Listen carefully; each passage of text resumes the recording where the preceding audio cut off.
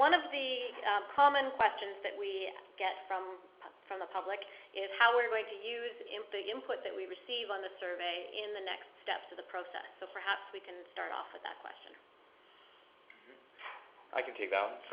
So we're using the input to help us identify areas where there's still outstanding questions or to help emphasize certain areas of feedback. And we'll be taking that feedback into account as we develop the criteria for evaluation and as we consider the different alternatives moving forward in the process. Thank you, Mike. So one question that's been raised is why are land applications outside of the region? Is it because the region does not permit land application of biosolids? I can take that one again, Karuf. So it is not because the region doesn't permit it. It's primarily because right now agriculture in the region of Waterloo is relatively balanced between livestock agriculture and crop agriculture. So there's enough manure in the region to satisfy most of the organic nitrogen requirements. And so the demand tends to be lower in the region of Waterloo for products like biosolids, and the demand tends to be higher in areas surrounding. And so that's kind of based on the market conditions that the land application happens the way it does. Thank you. So another question is, which class of biosolids are most prevalent in the 4 major treatment plants? And perhaps in answering that, you can help us understand what the terminology class of biosolids. Okay, I'll take that question there, Carla. Yes, in the United States, under the US EPA guidelines, you can go online and see them if you like, they establish classes of biosolids, Class A and Class B. And it prescribes a level of treatment for pathogen reduction and limitation of materials, and that's how they rank them into the 2 classes.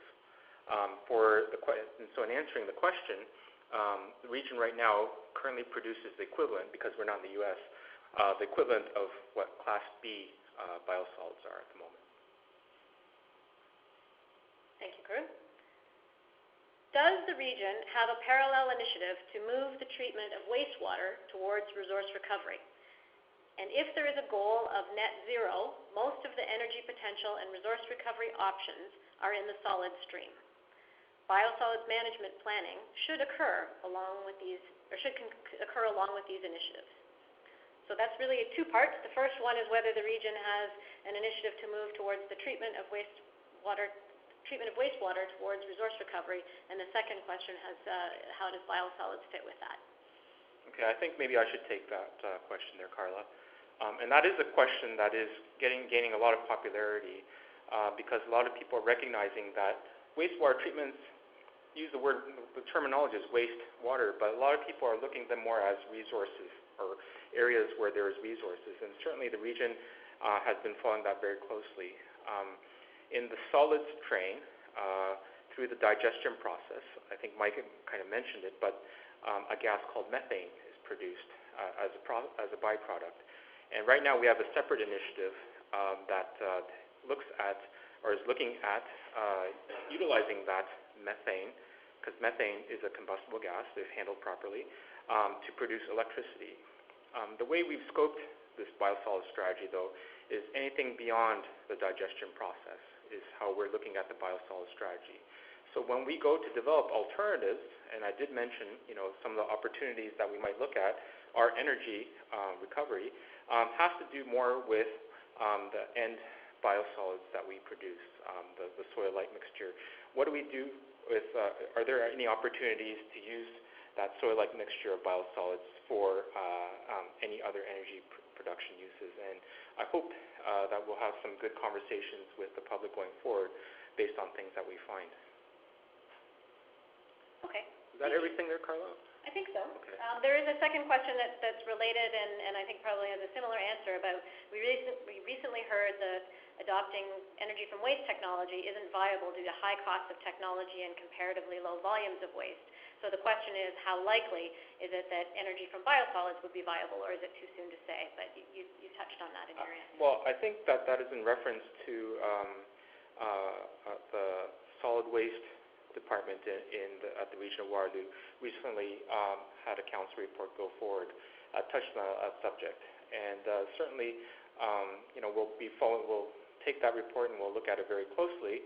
But our team will also look at seeing if there are any other more technologies more suited to biosolids processing that may or may not. So there's no definite answer on that, but certainly I think it's in our best interest as we move along to uncover that stone and take a look and see if in fact just a biosolids, energy from waste alone facility would be suitable for us or not. So we're reviewing that report right now. So that's part, and that information will be continued on through the study or looked at through the study. Oh, definitely. Yeah. Okay, great, thanks. So one person is asking what characteristics are required of land that biosolids are used on. So what's the characteristics that are required of land on biosolids? So we mentioned two types of land application. One was on old tailings ponds, and one is on farm fields. For farm fields, typically, what you need to do is find an area of land where you check the soil for how much nutrients are there, and the deficiency is augmented by the application of biosolids, which also has those nutrients. So that's how you determine whether or not a piece of land requires biosolids to begin with. After that, then, there are strict provincial rules on regulations on the conditions that you can actually spread biosolids to. So there are setbacks. My setbacks is simply just a distance away from any vulnerable land types or land features on the property. So, for example, we mentioned groundwater is something that's very important, and that's what in the province and the ministry of recognizes that any biosolids applied near, say, a well has to have a considerably large setback distance away from before applying. So those things are documented in a plan that is submitted to the ministry, and the ministry then approves the plan before any biosolids are applied to the field. I think it's worth mentioning, just building on that, those plans are developed by a certified planner, so someone who has training and understanding each of the aspects that Carew mentioned. So. Thank you, John. So one question is asking about the leachate from landfills and whether or not that leachate from landfills goes to the wastewater treatment plant, in particular, whether the region has a distinction between the volume at the landfills that come from wastewater or from leachate versus the remaining wastewater. That's a pretty good question there. I'm sorry, I don't have the exact answer to that as it comes into the wastewater collection system. So I don't have an answer for that right now. Maybe what I can do is I can follow up with a document to follow up with that question there. Sorry, Carla, I don't have an answer for that right now. Okay, that's fine. So, so the question is whether or not the landfill leachate ends up in the wastewater treatment plant and what quantity of that there is.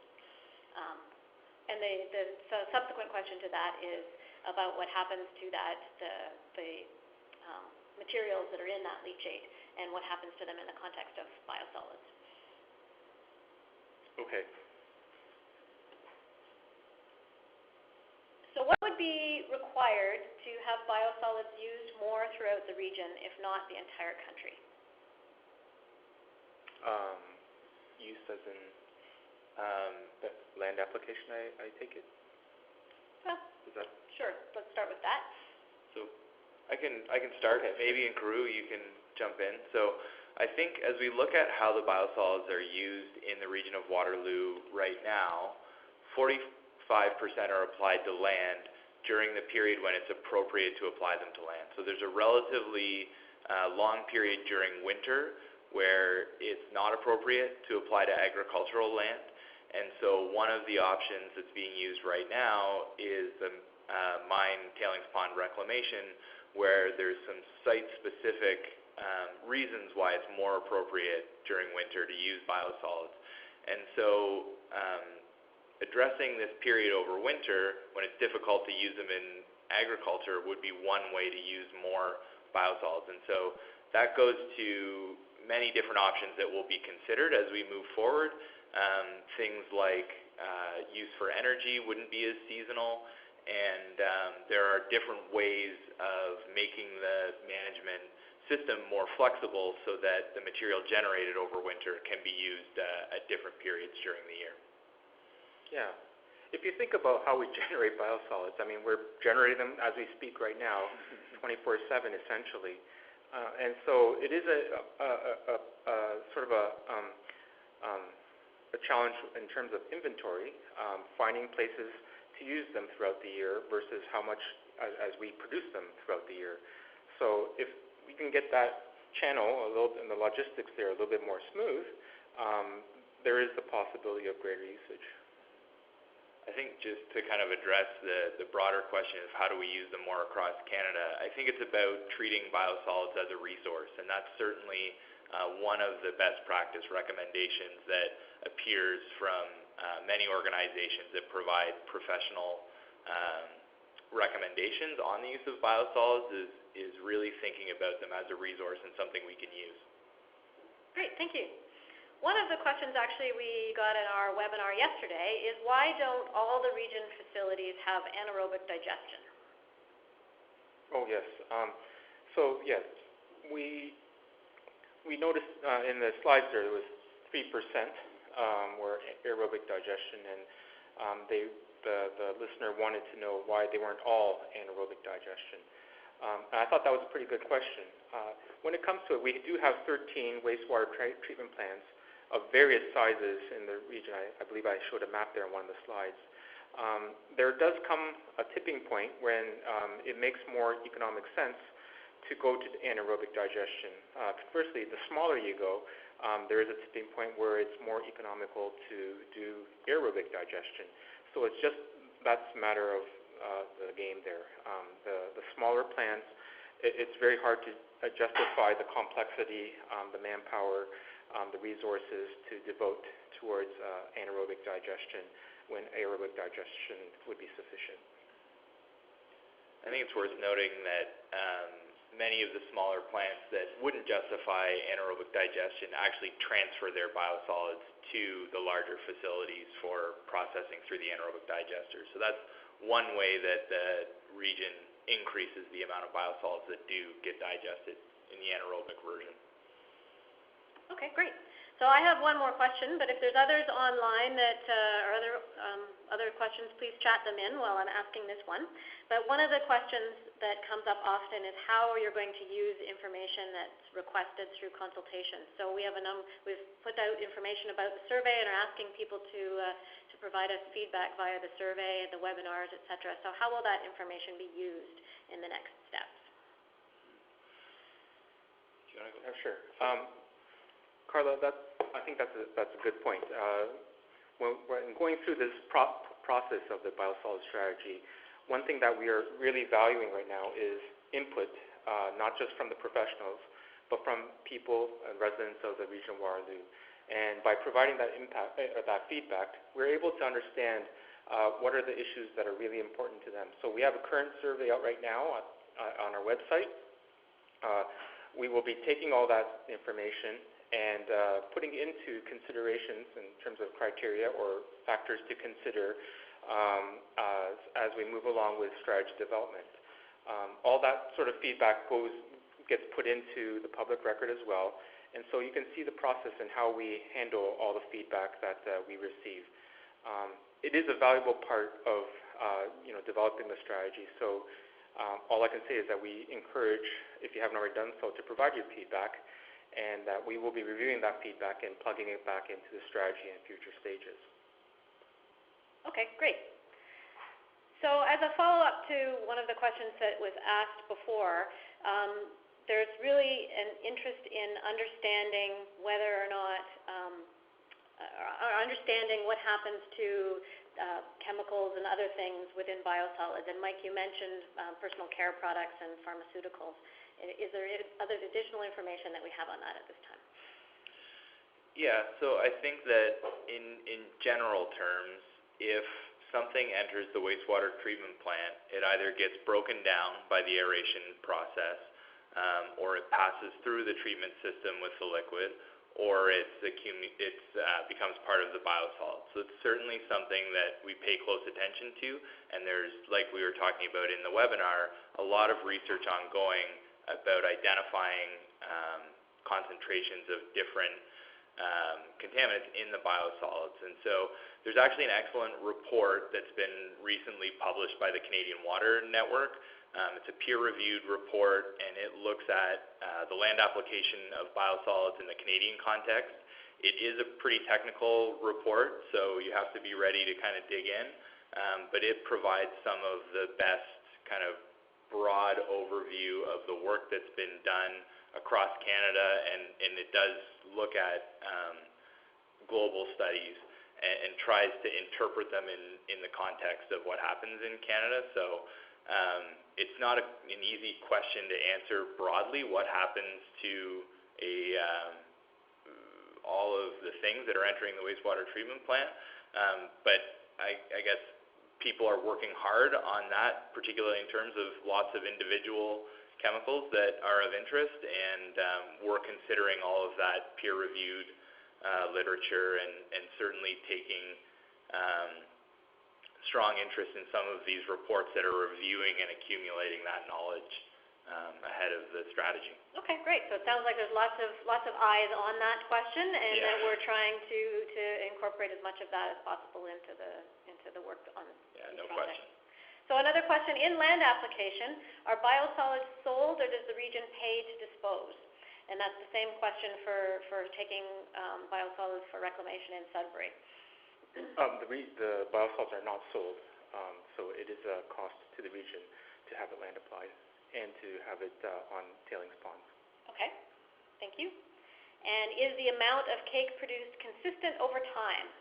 How many cubic meters are derived from the 180,000 of wastewater? It is relatively consistent. It's just the destinations tend to vary in terms of where they go, but the amount that is produced is consistent with year to year. We do foresee over decades in time, say, and that's what we're looking at. We're looking decades into the future.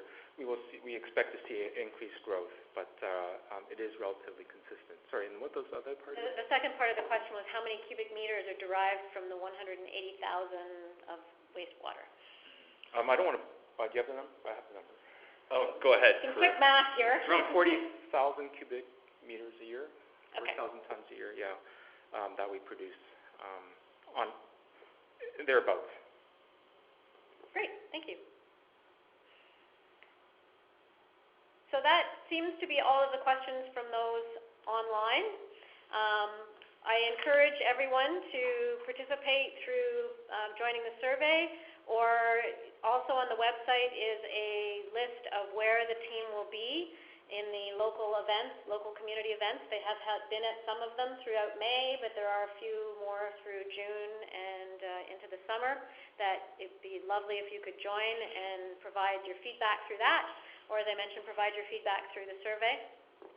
And as well, as was mentioned in the presentation, there's work going on that will be presented in the fall of this year on the various opportunities that the study will consider, as well as the criteria that will be used to evaluate those opportunities. So we look forward to your input on that in the fall. And we wanted to thank you very much for participating in the project. On your screen is the website, so please do visit that website. Also, as mentioned, there's an existing video on there, and there will be a future video later on in the summer, and an opportunity to sign up for the email list.